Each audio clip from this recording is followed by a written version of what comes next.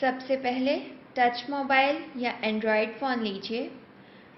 Mobile data या wifi के ज़रिए इंटरनेट ऑन कीजिए।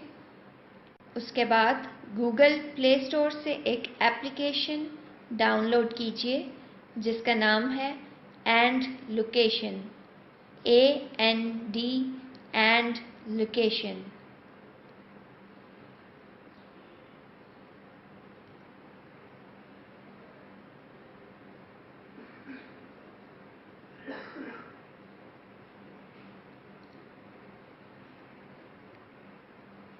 डाउनलोडिंग के बाद ये एप्लीकेशन आपके मोबाइल के मेन मेन्यू में शामिल हो जाएगी। उसके बाद लोकेशन में जाकर मोबाइल का GPS ऑन कीजिए।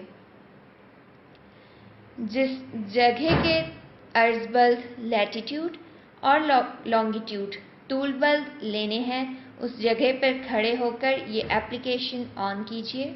एग्जैक्ट लोकेशन के लिए इस बटन को क्लिक कीजिए।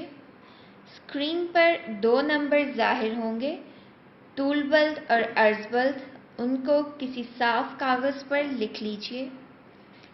इस तमाम अमल के दौरान अपनी जगह तब्दील ना करें और मोबाइल साकिन रखें।